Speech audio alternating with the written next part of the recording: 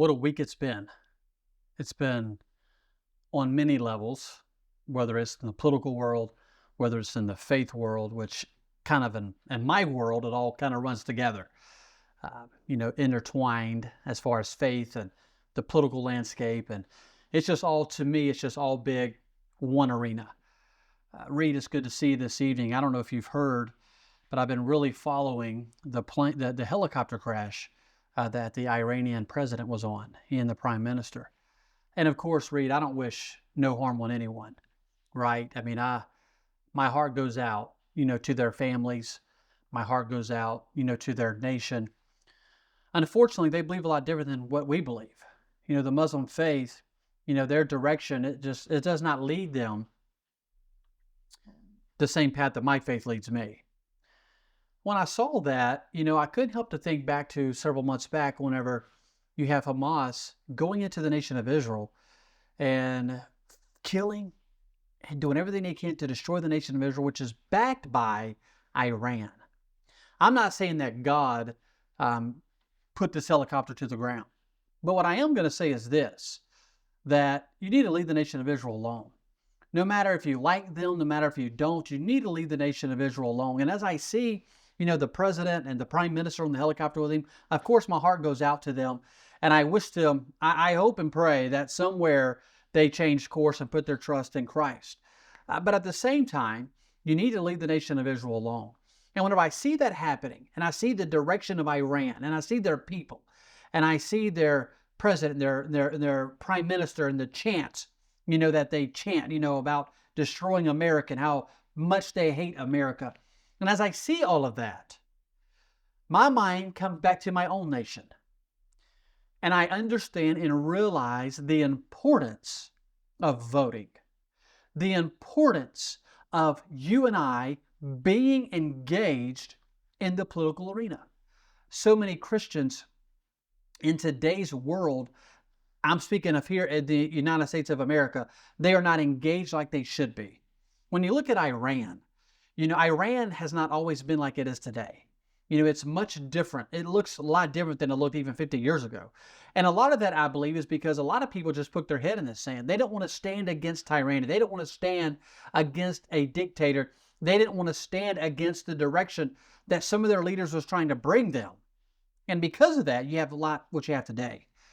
And so, Reed, one thing we're going to talk about today is voting and vetting candidates, and we're going to kind of go that direction. And then you just never know what direction we might go.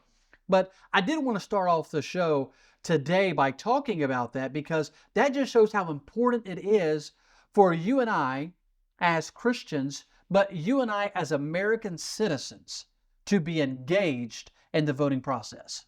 Well, you've been very eloquent once again with really everything that you just said. The spiritual and the political worlds are intertwined in the sense that all of the great political conflicts that we see in the world are just extensions of everything happening invisibly in the spiritual world, right? When it comes to the Iranian government, I have no love or sympathy at all for the Iranian regime. One thing that I always try to be careful about in criticizing foreign governments is not talking about foreign governments in ways that could muster support for war against that country, right? Once again, the government of Iran is it's an Islamic fascistic theocracy.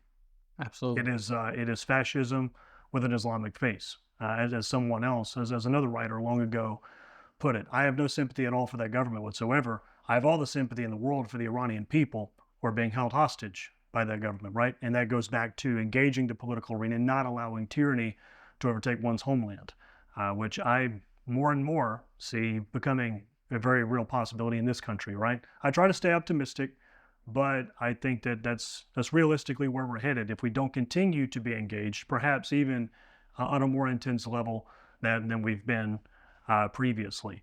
But like I said, when it comes to any sort of criticism that we levy of foreign governments, I always try to be careful not to do the bidding of the war hogs, not to do the bidding of the regime.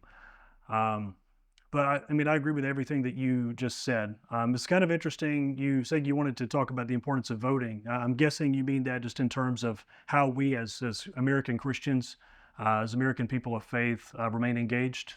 Yes, I was reading an article the other day written by a very influential preacher, here in America. And he was coming at it from a different angle than even me. He was coming at it from an angle of there was times to where this certain individual, and if I said his name, a lot of people would know who he is. And I really like this guy. I mean, he's a good preacher. I don't know him. I've only heard him online. But he was writing because he's an older preacher. So back in the 70s and 80s, he was very anti-Christians being engaged in so much that he would almost speak against getting out and voting. And to be clear, this was a pastor at the time. He's still a pastor to this day. Okay. But this was back in the 70s and 80s. But now, it's 2024. He's much older. He's probably in his mid 70s now. And now he's like, he basically said this, I was wrong. Back in the 70s and 80s, whenever I would get up and I would tell people, listen, we need to not be involved. I would hear a preacher say this, we need to let, this crowd, produce the politicians. We need to let this crowd produce this, and we need to let that crowd produce that. And we need to just stay out of that. We don't need to be engaged in that. And he said back then in the 70s and 80s, I would applaud that. And I would even say that from the pulpit. He said, now looking back, I can see where one of the reasons why America is on the path that it is on today is because the Christian left the arena. The Christian backed out of the arena. The Christian just kind of waved the white towel and said, we're not even going to be involved. And so this pastor was writing, and he was apologizing. He said, the reason why America is in the shape that it's in today, he said, it's not because of the transgender crowd. He said, it's not even because of the pro-choice crowd. It is not because of the lesbian and gay crowd. It is because of the Christian. And he was putting all the blame on the church. And he took a lot of the responsibility himself because he is a very well-known, preacher in our country, which I really appreciate this gentleman, coming out and saying that because it really helps. And so that goes back to 2020 to where I know I've said this before, and sometimes, it's like a broken record, but as our channel grows, we'll have more and more people, coming on board and watching. And so, and I said this Sunday night in my service when I was preaching at church Sunday night. I said, some of you, this is the first time we had visitors at church, and I said, some of y'all have never heard me preach before, and a lot of you've heard me preach many times. And so those of you that have heard me preach many times, you've heard a lot of my same stories. And so because of that, you have to laugh and you have to act like you've never heard it before. So the people that are hearing it for the first time, they'll laugh too. And so some of you have heard me say this before, but in 2020, the Christian did not get out and vote like the Christian should have, like they did in 2016. And then the Democrats, listen, we can say what we want to about the left, but they are smart. And they want to win. They want to win, and they will work together to win. The Republicans, many times, and I don't want to ruffle any feathers, but this will, if our candidate of choice doesn't win the primary, then we want to take our ball home and we don't want to be involved anymore. Well, that's not how we can't be like that. We cannot, listen, I am all about supporting your candidate in the primary. And we'll talk about primaries later, but I'm all about supporting your candidate in the primary. And if you know me, you know that I busted my tail and I worked as hard as I possibly could for several different candidates. And unfortunately, some of them didn't win. That did not mean that August 8th that I quit and that I didn't stay plugged in. I stayed plugged in all the way through the elections in November, helping the Republican candidates, and then I stay involved all the way to state convention. Staying involved in the Republican caucuses there in Jackson. But what I'm getting at is a lot of the Christians they didn't vote in 2020, and then the Democrats begin to push this narrative. Or a lot of people begin to push this narrative of the Democrats stole the election. And I think the Democrats are smart because it's just this is personal opinion. I have no proof for what I'm about to say. This is personal opinion. They begin to push from some people, that the Democrat Party stole the election. You can't trust the elections anymore. And what happened? A lot of the Republicans said, we're not going to vote anymore. We're just not going to vote because it's not fair anyway. They're just going to steal the election. And the Democrat Party is like, man, this is working out great for us. We might have, or possibly we stole the election, And now we're going to put out a story that you might as well not even vote because we're going to steal it again. And so then a lot of Republicans didn't even vote, in 2022. And now I'm hearing some of the same rhetoric now amongst some Republicans. Well, it just doesn't matter. They stole the election. They're going to steal it again in 2024. But ladies and gentlemen, listen to me very carefully. We've got to get out and vote. We cannot just stay at home. I mean, we have got to make sure that every single person that we know, every single friend, every single family member gets out, every single coworker, every single person that we go to church with. We have to make sure that they get out and vote come November. Well, very well put.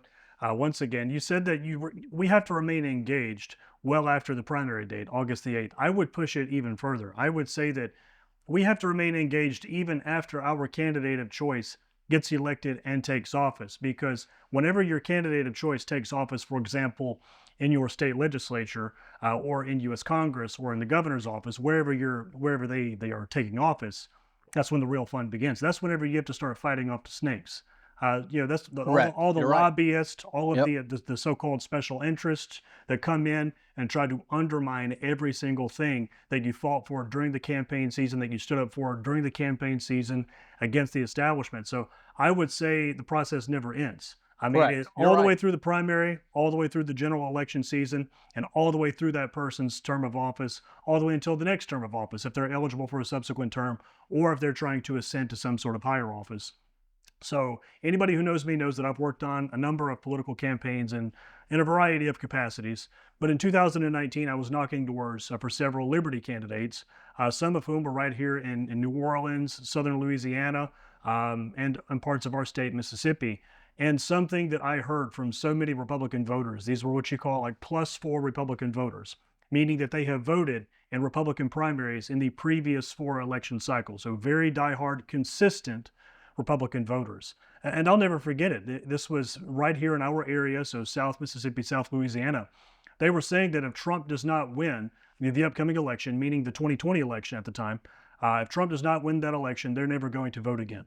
And just like you said, disenfranchisement or disillusionment, depression with the political system among Republican voters is exactly what the Democrats are counting on. It's exactly what they were counting on. Right. That Absolutely. they were hoping for us to be, in a sense, demoralized Yeah. with the fact that the election was stolen from us and the fact that they have continued to successfully gaslight us since then as to just how big the scope was at which it was rigged, right? So the election was rigged. I think even moderates are beginning to catch on to that these days, but we can't allow ourselves to be demoralized. Something that I've put a lot of consideration into this question here, Dan. Those demoralized Republican voters who are saying that they no longer want to vote, they're not suddenly disinterested in politics. Their interest in politics is still there. It's just taking on a different, perhaps a darker shade. I'm wondering what form of political engagement they can be pushed towards, or what form of political engagement they're going to be pushed towards, if not voting. Are they going to engage in some other kind of political activity? And I actually wonder if we're going to be looking at some sort of political violence happening at some point soon as people on both sides of the equation, so to speak, become increasingly just increasingly angry, increasingly resentful towards just how corrupt our system is. It's something that I think about pretty often. I don't know the immediate answer, but I can tell you that whenever people don't feel like the legitimate methods of political change are available to them, they will sometimes resort to illegitimate methods. And I think that's a very different can of worms that has to be considered. I agree, but the one thing that we have to think about for today is I don't think we are there, in Not that yet, landscape. I anyway. don't think we're there. I still think, and I still want to believe with all of my heart, that come 2024 November, that we're going to have a fair election. And so from now until November, and I'm not even sure what that date is. I think it's November 6th or November 7th. But from now until then, every single show that we do, every single day on Facebook, every single day on Twitter, every single day on Instagram. I mean, every single conversation that I have, nearly, on social media, I try to post several different posts every day. And I don't do a good job in this, but I try to post something about the Lord every day. I try to post something about my family every day. And I need to post something about Donald Trump every day, about just getting out the vote. And so when it comes to conversations with people, a lot of conversations, and some of it has to do with who I am and people know me, but a lot of the conversations go to talking about the political landscape, talking about Donald Trump. Do I think Donald Trump is going to win? Do I think that he can beat Joe Biden? Do I think that the election is going to be fair? Do I think that the election is going to be rigged? Do I think that Joe Biden's even going to be on the ticket? And who do I think Donald Trump's running mate's going to be? Listen, if I could answer all these questions, I would give Reed some money so he can go to Vegas and bet for us. I mean, if I can answer all those questions, because I don't know the answer to none of that. Now, I don't think that Joe Biden is going to be the Democrat nominee. I don't believe he's going to be the one. I think it's going to be either Gavin Newsom, or I think it's going to be Michelle Obama. Or I'm hearing a lot of people say that. Yeah, or it could be both of them. Michelle Obama, the presidential candidate, and then Gavin Newsom, the vice presidential candidate. Who's going to be Donald Trump's running mate? I think I know. Tell me, who do you think? I'm beginning to think it's going to be J.D. Vance from Ohio. I've put a lot of thought into this one. Same home state as Mike Pence, right? Ohio. J.D. Vance, I think he's very in touch with where the Republican zeitgeist is. So pretty strong skepticism towards foreign intervention, very strong emphasis on domestic issues. That's kind of what we see with the Republican Party today. A move towards the America First movement, which began, of course, with Trump's presidency years ago. I think that, I don't know this for a fact. Don't be surprised if it's J.D. Vance. I've also put some thought into Sarah Huckabee Sanders. What Trump needs to be looking for, if he's smart, is going to be loyalty, because he was stabbed in the back by how many of his cabinet members from the previous administration came out against him, ran against him. So you had Mike Pence, for example, his short-lived, embarrassing, pathetic excuse for a presidential campaign. Nikki Haley, maybe the biggest traitor of them all. Mike Pompeo, another one. Absolute backstabbers. I think Trump's going to be looking for some loyalty. I think that Sarah Huckabee Sanders tilts a little bit more towards that loyal side of his former cabinet members. She really proved herself as the White House press secretary. So Sarah Huckabee Sanders is that's my second highest pick as far as who I think he's going to pick. I'm inclined to say it's going to be J.D. Vance. I think there are so many wins strategically with J.D. Vance. That's what I think. So I thought, and I was pulling for Kristi Noem. And that's who I thought it was going to be. Like I was gung ho. Kristi Noem, thought she was going to be the vice president pick. And then all of this stuff came out about this dog. And it's not the fact that she killed the dog, because I've heard her explanation, and I don't want to get into that conversation of it. But the fact that they even put that in a book. Like, how stupid were they? Good. What were they thinking? Like, even if the dog, remember Old Yeller? Did you ever watch Old Yeller? Yeah. I tried to forget about Old Yeller, but I watched it. So I watched Old Yeller. And I cannot tell you, I watched it probably 4, 5, 6 times. And I cried whenever they shot Old Yeller. I mean, I wept. I wept. I had a dog, and his name was Fitzaroo. And my dog, Fitzaroo. Okay. And it was a chow. And I was in the road, and a car was coming down that road, and my dog pushed me out of the road and literally ran over and died. And whenever I was a little boy. And I remember Fitzaroo, I cried, man. I cried so much when Fitzaroo died, and I buried Fitzaroo. And I went out there like 2 months later and dug up Fitzaroo. And it was nasty. But I mean, that was my dog, man. And then I was pulling for Kristi Noem. And then all of a sudden, I read about all these articles that I'm thinking, why would you put that in a book, first off? Everybody has a Fitzaroo in their life. Yes. Every American voter, no matter what political party, what political persuasion, they all have a Fitzaroo in their life. It might not even be a dog. It could be a cat. It could be a parakeet. It could be a whatever other kind now, of I'd have been okay if it had been a cat. I would not have been okay. I would have been okay. Man, I'm a proud cat dad. So okay, I have a cat. I have not always been a cat dad personally. But I adopted a cat last year. I would not have been okay really being any animal. Honestly, I'm shooting it for a dumb reason, right? Yeah, I love hunting, so that's a good reason to shoot an animal, right? Yeah. But like deer and stuff like that. Yes. Yeah, I get it. But so now Kristi Noem's out. Like, I don't think she's going to be the pick. That is the dumbest, just self-sabotage of a political campaign I've ever heard of. And I've heard of some crazy ones, man. But that is just, I'll tell you what, Kristi Noem, I want to extend an official offer to have you on God and Country with Dan and I, with the one caveat, that we get to sit you down with the ASPCA at the same time. So I think that would be an interesting episode. It would get a lot of clicks, on So, our already growing channel. so my second, you talk about Chrissy Nome with the dog, but then the second nightmare of a campaign was whenever John McCain and Sarah Palin came out. Listen, I get it. Women go to the beach and they put on bikinis and all that. I mean, I live in the Mississippi Gulf Coast. I've been to the beach many times. I've seen many women in bikinis. But why in the world would you have a vice presidential candidate, you know, putting on the stars and stripes, as a bikini and putting it in magazines and stuff? I mean, I'm thinking, what is up with these people? I mean, do they want to lose? I mean, do Yes, they want to I actually lose? believe that a lot of these people want to lose. I believe that the Republican as establishment in Washington, D.C. is nothing but an elephant-shaped doormat for the Democratic Party. So are you familiar with the WWE by chance? So in the WWE, Or there's the this wrestling? concept. Yes, yes. So the wrestling, right? There's this concept in the WWE of faces versus heels, right? The faces, these are the popular guys, okay? These are the ones who are, they're the ones, they're making the most money. They're the most famous guys, hence the term faces. The faces of the WWE, they're the John Cena's, the Hulk Hogan's, the Ric I've heard of Flairs. John Cena. Okay, you've heard of John Cena, And there's okay? another one But I called guarantee you haven't seen him, but I'm sure that you've heard of John The Cena. Rock.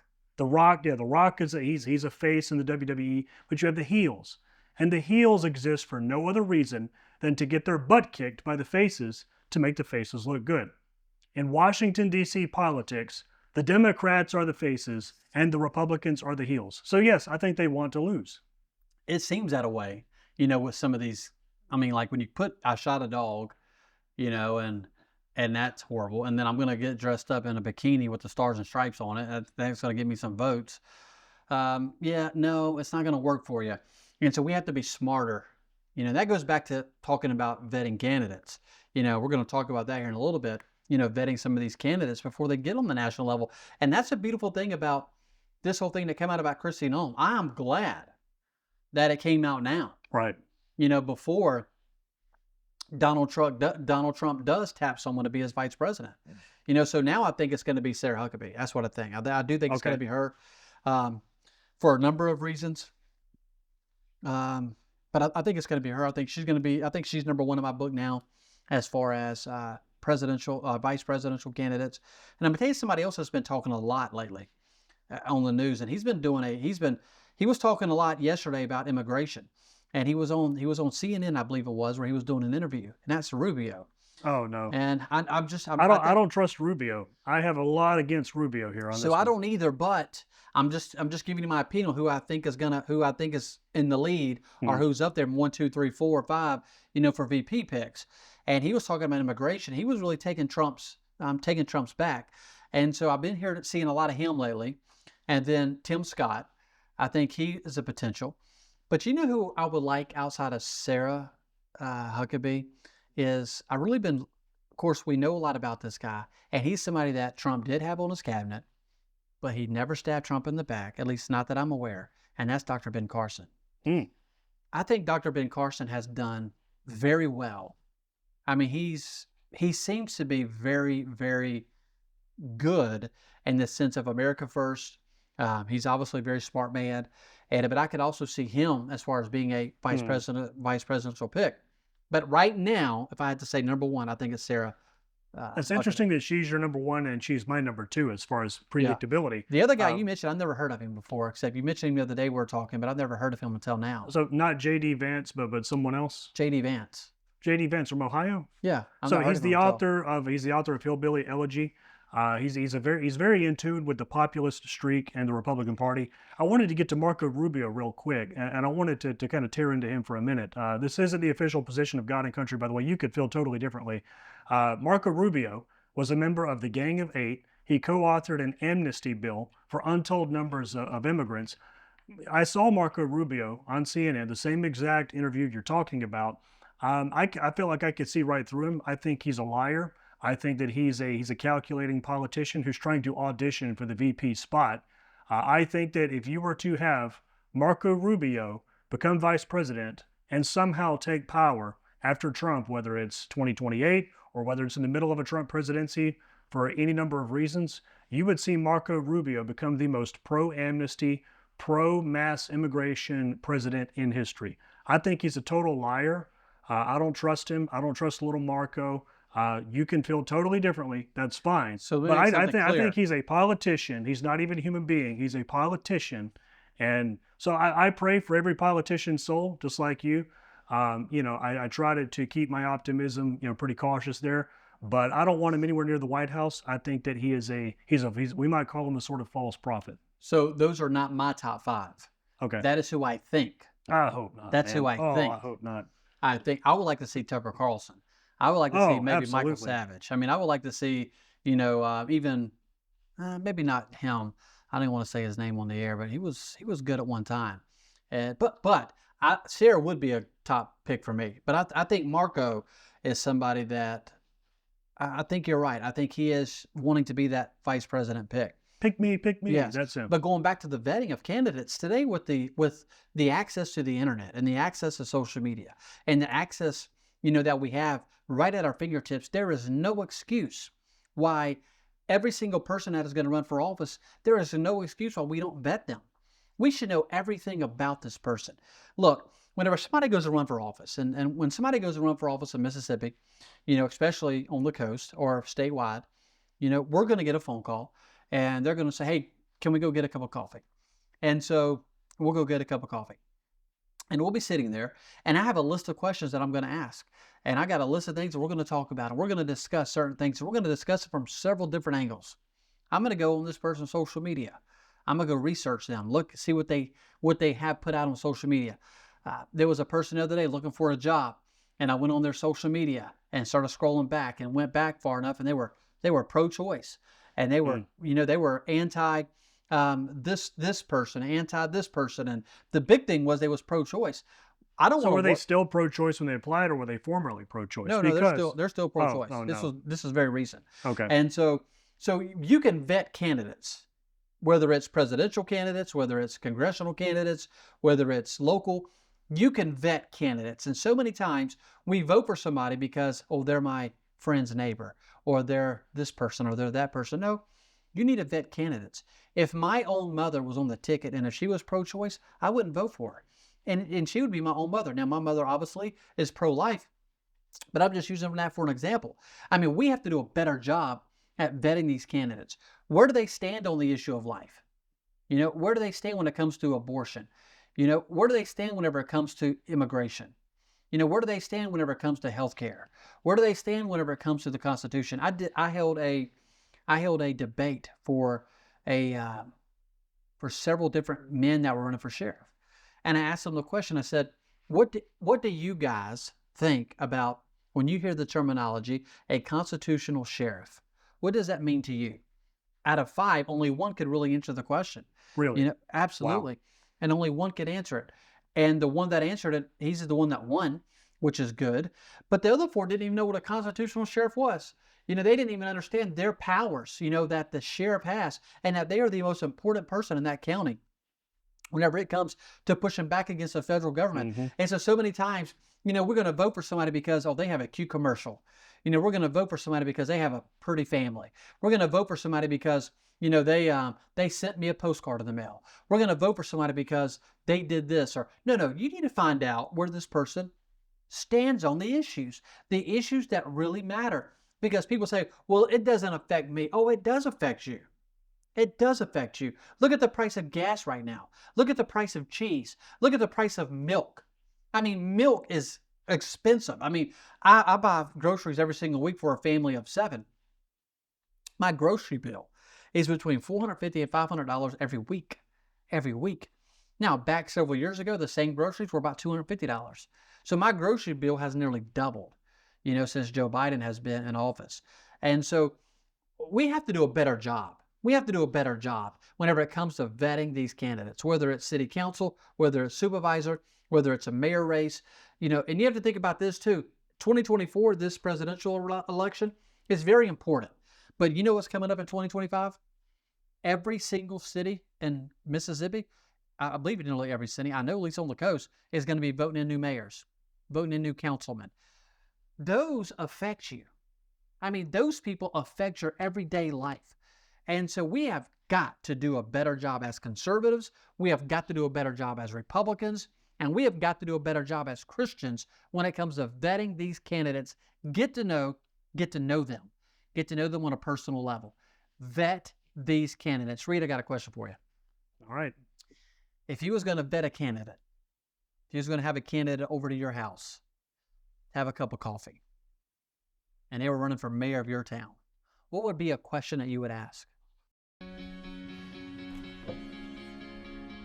Looks like you've been sleeping well, Megan, he's back. The My Pillow guy. and you're looking good. Still feeling good. Well, just when you thought it couldn't get any better, we've got the best pillow ever, My Pillow 2.0. Wow, it's so soft and smooth. It's cool to the touch. How did you do that? Well, we took My Pillow's patented fill and combined it with this new technology that we didn't have back then when I invented My Pillow to bring you the best pillow in history, My Pillow 2.0. Just like all of you, I never imagined that My Pillow could get any better. That's why I haven't changed it in nearly 20 years. Then I heard about a revolutionary new technology, and I knew I had to bring it to you all. My Pillow 2.0 is truly the next generation of My Pillow. The My Pillow 2.0 is cooler and softer than the last My Pillow. It is so comfortable to sleep on at night. I look forward to going to bed, and I wake up well rested in the morning. Sleep is all about temperature and height. My Pillow 2.0's patented adjustable fill is going to give you the exact individual support you need from your head to your bed. And now here's where it gets even better. We've all experienced those temperature-related sleep interruptions where you get too hot, you toss and turn, you flip your pillow over to the cool side. Well, all that's gone with my brand new My Pillow 2.0 cooling fabric that's made with temperature-regulating thread. The best sleep just got even better. Whether you have a MyPillow or not, you need to get the brand new MyPillow 2.0. Call or go to mypillow.com now. Use your promo code, and for a limited time when you buy one, you'll get a second one absolutely free. You're sleeping even better. And cooler, too. And you're looking good. Feeling good. I knew you would. Visit mypillow.com. A question that I would ask a person running for mayor Running in for my mayor town, of your town. I think I would ask first and foremost about some of the roads. Some of the roads there in and around my neighborhood. That would be one of my first questions. And then of course I would ask about other sorts of values. Maybe what would they do differently from the current sheriff that we have, right? Not sure if you know this. We have some controversies with our sheriff's department in Jones County, Mississippi, the Free State of Jones. I would ask about that. I wanted to get back to what you said a minute ago about vetting candidates, because on this note, there's been something over the last week or so that has driven me crazy about some of these moderate Republicans. And this is on the national level, but I guarantee it's relevant to what you're talking about. Robert F. Kennedy Jr., you might have seen last week that he came out in favor of abortion all the way up until the point that the child has been born. I did. I saw it. Yeah.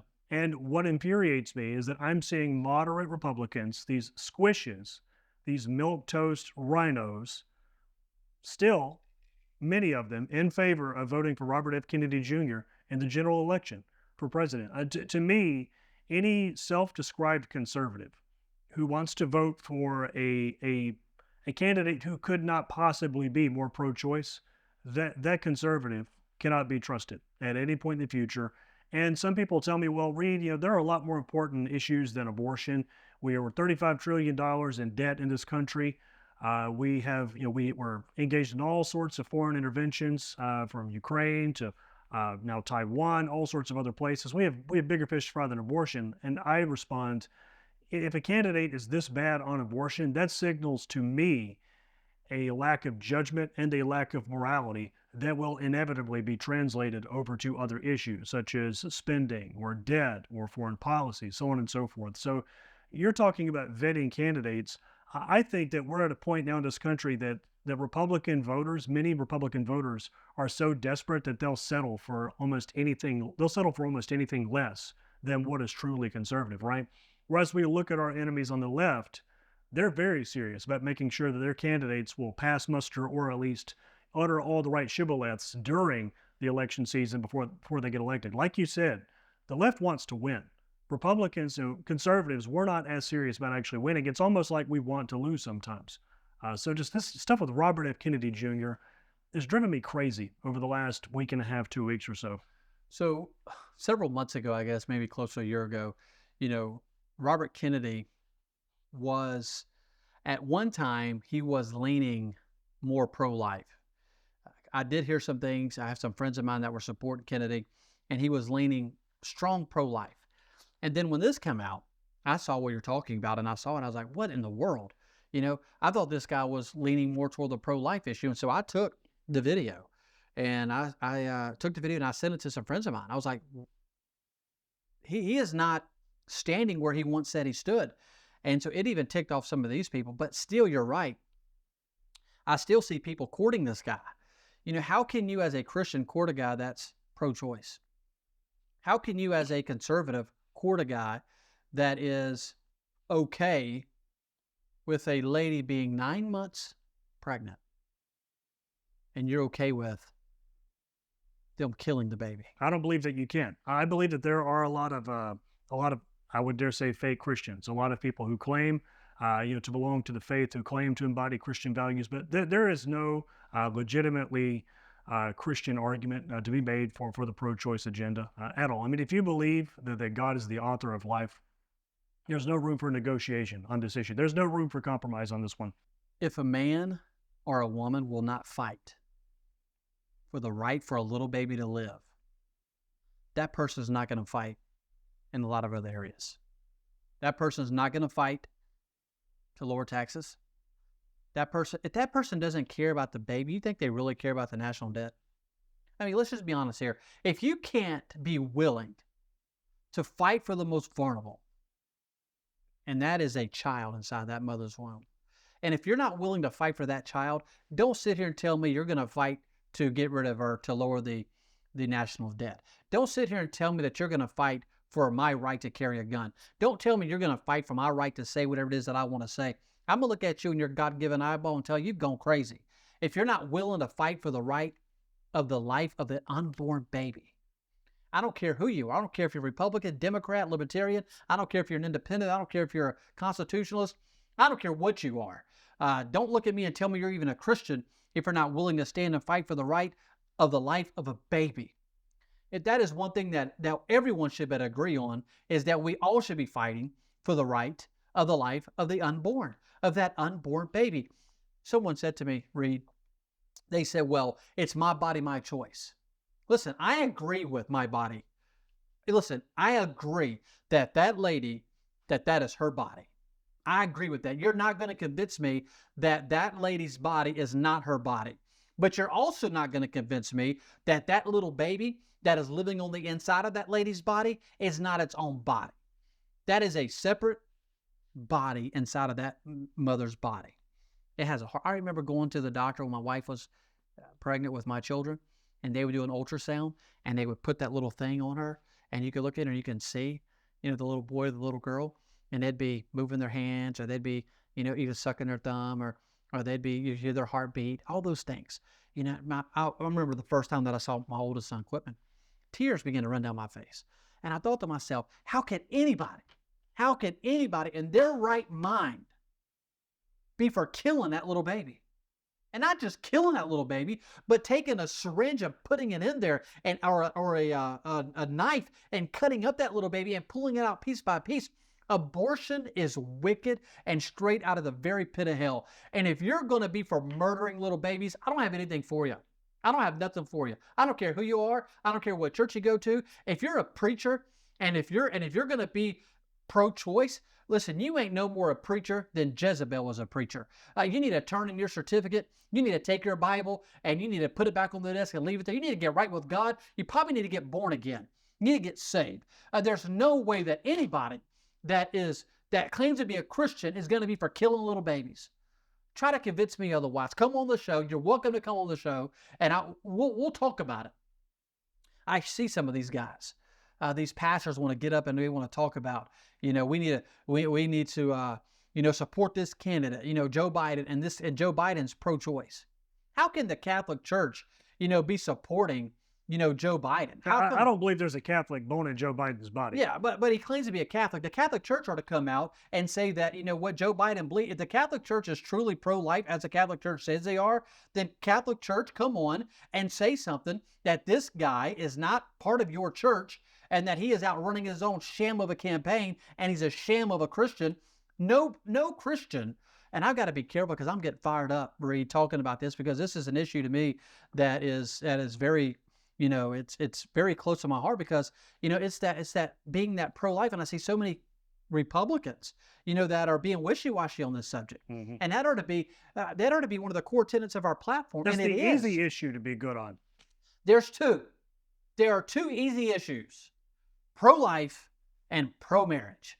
I don't know how much more easier you can get. I mean, if you're Republican, in Mississippi's Republican platform, marriage between a man and a woman is there. We were just there. We just voted on it 2 weeks ago. I was there. I voted on it. Marriage is between a man and a woman. Simple. And pro-life. Those two things. If you're not one of those two things, listen, I could care less what you think about the Second Amendment. I don't care what you think about free speech. I don't care what you think about anything else. None of that stuff matters to me. If you ain't pro-life and if you ain't pro-marriage, the conversation's done. We're over. I'm done. I'm not supporting you. I'm gonna do everything I can to make sure you get beat. Well, I totally agree. At the end of the day. Totally agree. Have you looked into Salvador Cordileone? He's the bishop of the Diocese of San Francisco. This is in the Catholic Church, by the way. Very relevant to what we're talking about. I think that the Catholic Church needs a lot more bishops like this guy. So Salvador Cordileone, his last name literally means heart of a lion, right? So you've heard about this. Yes, he just came out in support of Harrison a couple days back. Wow, that's amazing. And so, yeah, I didn't know that, but I do know that he told all of the priests in his diocese that if Nancy Pelosi is to approach for communion, she is to be denied communion until she publicly repents of the grave sin of supporting abortion. Amazing. We need a lot. We need so many more bishops just like that. And did you hear about Joseph Strickland by chance? I haven't. He was the bishop of Tyler. To me, he did nothing wrong. So I have my differences with this current pope. That does not mean that I believe that, as a Catholic, I don't believe that the papacy itself is illegitimate. But I have a lot of differences with this current pope. I'm not a big fan of this pope's political beliefs. I don't think I've heard even 3 statements of his on matters of faith or morals or politics that I feel like I can really agree with at the end of the day. So, but I can't stand a lot of what this current pope says, and he basically ousted Bishop Joseph Strickland, who was a solidly conservative, theologically and politically conservative bishop there in the Diocese of Tyler, Texas. We need a lot more Joseph Stricklands. We need a lot more Salvador Cordileones. I totally agree with you. I wanted to get back to something you said about 10, 15 minutes ago about sitting down and talking with politicians. You know probably better than the vast majority of people in the world, that politicians will sit down and lie to you. They will tell you a lie just as comfortably as I'm sitting across this couch talking to you right now. I don't really think that politicians ought to be treated as people when it comes to using leverage against them. I think that every politician is a machine that operates on basis of 2 levers, right? In reaction to 2 levers, getting elected, getting reelected. That's about it. Every incumbent Republican's worst fear is a primary challenger. I think that what we need to do is get a little bit smarter about how we engage the public arena, so to speak, as Christians, as conservatives, as people who believe in liberty. I think that if there is a Republican who is in office, he's an incumbent, and he's doing a good job, he's embodying and supporting conservative Christian values such as abortion, such as being pro-life, guns, so on and so forth. I think that that's a candidate we should stand behind and not challenge in a primary. But if there's someone who is buckling on our values, I think that the biggest threat we can wave over their head, that sort of Damocles, is a primary challenger. I think that we need to start threatening more Republicans with primary challengers. I think that's a phenomenal form of leverage that we could have. And actually, some of my friends over at the Libertarian Party, the Libertarian Party of America, the Libertarian National Committee, they've started embracing some of this thinking lately as well. And I have to give them a lot of props for it. So they've started threatening Republicans. So they're a different party, so it's not technically a primary. But they've started threatening some of these wishy-washy rhinos with libertarian challengers, with big L libertarian challengers, if they don't support liberty to a sufficient degree. I think that's a phenomenal way to approach the political process. I think it's a very smart use of limited resources. As you well know, people in the authentic freedom world, people who are approaching uh, politics from a truly conservative perspective, we're outnumbered in terms of funds. Well, I mean, the rhinos and the establishment, they can raise money several times over what we can, right? But a way I think we can leverage our resources intelligently and strategically is by threatening more and more of these rhinos with primary challengers whenever they do wrong. And like I said, the flip side of that is that whenever an incumbent Republican does right, whenever he actually sponsors, co-sponsors, and passes legislation that is pro-freedom, pro-liberty, we reward that person and say, okay, you can get another term without us, hitting you with a primary challenger. I agree. I think one thing would be good is if the party in itself would call out, some of these Republicans who back off of some of these issues. I remember in this last session, there was some Republicans in Jackson that was promoting Medicaid expansion. And our governor was very strong, stood very strong against Medicaid expansion. And Medicaid expansion, that they were trying to pass and not pass in Mississippi. And one reason was because our governor stood very strong against him. And I applaud, Governor Tate Reeves for standing against, this Medicaid expansion. But I think another thing that needs to happen is the party in itself does not need to be nervous or doesn't need to be scared about hurting some of these guys' feelings. I mean, whenever you're going against the Republican platform, then there is nothing wrong with the Republican Party, the state party, calling out, some of these Republicans, because listen, we stand against Medicaid expansion. It's in our platform. We're pro-life. It's in our platform. We're this and there's a lot of things that we are, that makes us, a Republican. And whenever you start going against some of these core tenets and core principles of our party platform, then the party needs to say, no, you need to get back in line. Look, let's have a meeting here. Look, if you don't come back where we are on this issue, well, we're going to call you out. We're going to help fund somebody to run against you because you are not acting as a Republican. And so there are several people who, that I think that if the party sat down and said, if you'll come back, we won't fund somebody against you. But if you're going to keep going this away, well, then we're going to fund somebody to run against you. And there's another thing, and I'm not sure how this works legally, but some people should not even be allowed to run as a Republican. Listen, if you're not standing on some of these core principles that we hold as Republicans, then you shouldn't be able to run as a Republican. Why would we allow someone from the Democrat Party to just switch and run as a Republican? I don't know why we allow that. It's utterly ridiculous. It seems like Mississippi has an extra dose of those kinds of Republicans. I'm not really sure why. I'm not saying Mississippi is the only state that deals with that, but I'm not going to name names, even though, I really want to. But in this state, we have a lot of more of these, let's call them political false prophets, so to speak. And then even the Libertarian Party. Why would we allow a Libertarian? There were some Libertarians running against some of my friends, in the Republican Party. But are these are good conservatives in the Republican Party, and you get some goofball big L libertarian who wants to diminish their chances of getting elected for whatever reason, right? Well, I'm not sure what they ran for, but some were like, "Well, I'm just going to run as a Republican next time." Well, you're not going to get my support. I'm not going to support you because even when you look at the Libertarian, let's talk about Libertarian for a moment. And I got into a really good debate with a Libertarian, and about two issues. And one issue was, and correct me, I could be wrong, but they might have changed it. But in the Libertarian platform, is it not pro-choice? It basically is. It won't outrightly say that. However, you might not know this. In 2022, the Libertarian Party actually struck abortion completely from their platform, right? But the Libertarian Party, in my assessment, and full disclosure, I used to be the communications director for the Libertarian Party, and I wrestled with these people. Doesn't ask you another I tough fought question. these people. No, I fought these people tooth and nail when I was there. I got tired of it. I said, I love y'all, some of y'all anyway, you can't be helped. But to your point, I think the Libertarian Party is de facto pro-choice. It was one thing I hated. They're also pro-prostitution. I've never been in favor of legalizing prostitution. I can promise you I never will be. So where is the Libertarian Party at on marriage?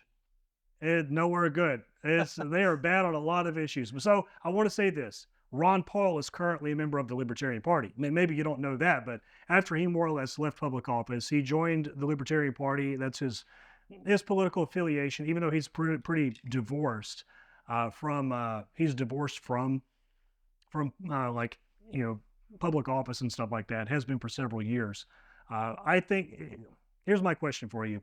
Is there a case to be made that we should look at a person's like stances on the current issues versus their party history? Because what I've noticed is there are a lot of people who have all the same frustrations with the Republican Party that you and I have, but they go to the Libertarian Party in an attempt to try and change it, or leverage what little political influence they can from within the Libertarian Party to challenge weak Republicans. So maybe I think I'm a testament to the fact that there are some good former big L libertarians out there. But I understand where you're coming from. Their platform, it's horrible on a lot of issues. I was never in support of prostitution, never, like they call it sex work, legalizing sex work. Their views on marriage, couldn't stand it. I'm telling you, man, when I was at the Libertarian Party, I was at war with these people all the time. It was an interesting chapter of my life. I don't regret it. I felt like I was able to do some good there despite my differences ideologically with that party. But you had another question for me. Is that right? Well, I'm going to answer your question. So back to your question about supporting certain people, whenever it comes to party. So yes, I do support certain people. But when you look at, so let me see if I can word this right. So first off, a libertarian, I don't think is going to come close to winning anything in Mississippi anytime soon, first off. Secondly, I think that we are a two-party state. I think either going to be Republican or Democrat. Right now, we have a supermajority in both houses in the Republican Party. We have all 8 statewide elected offices, Republican. There are some areas in the state of Mississippi that a Republican can't win, that it's going to be a Democrat. And because of that, a Libertarian is not going to win. Maybe an independent. I think we have one independent. I think there's one independent in one of the houses. I'm not really sure. I think there is. But when I look at Democrats, I do know some Democrats that are pro-life. I do know some. Yeah, blue dogs. I have a friend of mine. He is, matter of fact, he's in the House, and I helped him get elected because a Republican could not win in this area. So there was 3 Democrats running, and this one Democrat, I knew he was pro-Constitution, pro-life, pro-Second Amendment. He was retired, 20 years in the military, so very strong military. So I supported him. A Republican was not even running. A Republican could not even win. And so, but if there was a Republican running, I would have supported the Republican. Right. But I supported the best Democrat because this Democrat aligned with me in a lot of the key areas. And he won. He's in the House. So we agree. Occasionally, there is a non-Republican who is worth some degree of support, depending on the circumstances. Depending on who they're running against. And who they're running against. I will never support a Democrat against a Republican. I will never support a Libertarian against a What if Republican. it's a conservative Democrat against a liberal Republican? I'm curious. Define. So first off, like a conservative, so you're saying if you had a pro-life Democrat, pro-Constitution Democrat, pro-gun, right, pro-military, and then you had a Republican that was like Mitt Romney or further left, that was pro-choice, you're talking about anti-Second Amendment, right? Yeah. I mean, he's just calling himself a Republican. There's no way I would support that. No way. You can't support. I'm not going to support anybody that is pro-choice. I mean, I don't care who you are. It's not happening. It's going to end right there. The conversation's over. But to answer your question, yeah, I would support the person that is pro-life. But that's going to be that. First off, that's not going to be in Mississippi, I don't believe. First off, that could happen in a blue state. I could see that maybe happening in a blue state. They're in a weird purple state. I could see that happening in Colorado. Yeah. I could see that happening there. Maybe Florida or something, It depends on where at in Florida. Potentially California, depending on where that's at in California. But I'm going to stick with, the Republican Party. And that's why back years ago when I was looking at parties, because I read everybody's party platform. I read the Democrats. I was like, nope, they don't even come close. I read the Libertarians. It's like, nope, doesn't even come close. And so I read the Republican platform, and I was already voting Republican. And I knew that this is where I belong. I belong here. But I will say that there's a lot of Republicans say you're moving to the left or you're moving to the left. You're getting away from the platform and you need to come back to the platform. There's no reason that Mississippi ought to be trying to pass Medicaid expansion. There's no reason why any Republican ought to be talking about, we need to have a big tent here. So we're going to open this thing up. We're going to be for, gay marriage. Like that is just leading toward all transgenders, and that's leading toward men going in the girls' bathrooms. That's just opening up Pandora's box. Do you know a guy We need named to Michael stand firm. Malice? You ever heard of Michael Malice? Uh-uh. This guy's a hoot, man. He's like somebody called him like the Willy Wonka of modern American politics. He's hilarious. He says that and I don't know that I agree with him totally, but he says conservatism is just progressivism driving the speed limit. And what you're talking about proves this point. I mean, it's utterly pathetic whenever these milquetoast fake conservatives, they make the mainstream liberal policy point of 10 years ago, the mainstream Republican party plank up to date. It's utterly ridiculous. I'll tell you, I put it simply, I'm a Christian, a conservative, and a Republican in that order. I know the Republican Party is ultimately where I belong. I don't agree with the party necessarily on everything all the time, but it's overwhelmingly where I fall on things. I don't think the Republican Party deserves my loyalty, my undying loyalty for every little thing, but whenever it comes down to 95% of the candidates that I want to get out there and support, they're Republicans of the liberty variety. Yeah, and I'm with you, but I believe in Mississippi. I can't speak for California. I can't speak for all these other states, but I believe in Mississippi. I believe that we have a strong party as far as a strong Republican Party here in Mississippi. Does every candidate win that I want to win? No. And does sometimes Republicans go far more to the left than what I want to go? Absolutely. Am I going to move from where I'm at? No. I'm not going to move. I'm going to stick to being pro-life. I don't believe I'm pro-Second Amendment. I'm going to be right down the middle. I'm not moving from being where I'm at as far as being a conservative, a Christian, conservative, and a Republican. And at the same time, I'm also not going to be scared to call out Republicans when Republicans don't act like Republicans. If you are going to vote like a Democrat, I don't mind calling you out on that. Now, am I going to get on social media and do it? Listen, when I was younger, I would. But am I going to now? Probably not. Am I going to make a phone call, go sit down with them and talk to them face to face first? Yes. If you keep going to the left, will I call you out on social media? Or yes, most likely. But at the end of the day, it's important that we get Republicans elected. It's important that the Republicans we get elected stay acting like Republicans. And if they get to voting like a Democrat, then we run somebody against them in the primary and we send them home. We send them back to the house. But none of that can happen if you're not engaged. None of that can happen if you aren't involved. None of that can happen if all you do is get on social media and talk about it. You have to do something about it. You've got to knock doors. You've got to make phone calls. You've got to give money. You have to go vote. You've got to get your friends to go vote, your family to go vote. If you're not willing to do any of that, then don't do anything on social media either. And might as well just go live in a hole somewhere. Don't get on social media and scream about how bad one party is over the other if you're not willing to do something to change that. I wrote an article today, Reed, about the future generations on why we're doing what we're doing. It is for the future. It is for our children's children. And it's important that we as conservatives and we as Christians and we as Republicans are involved and engaged. Yes, get loud on social media. I'm all about that. But what I'm saying is, don't just be loud on social media. Be loud at the voter's box. Be loud on the telephone. Be loud in writing a check, to that conservative candidate. Be involved, be engaged on every level of the voting process. Amen, brother. Couldn't have said it better myself. Well, at the end of the day, we have to continue to work. We have an upcoming election in November where I believe it's the most important election in my lifetime. And dead sure, probably in the United States of America, this is the most important election. And we have to do all that we can to get Donald Trump elected.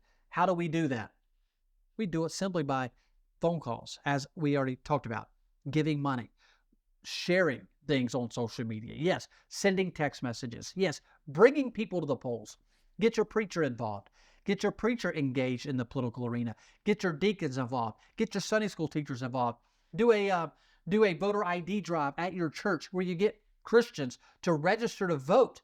It's a shame at how many Christians aren't registered to vote. Get people involved. I believe it's important to vet candidates. I believe it's important to ask questions. I believe it's important to be involved, to be engaged.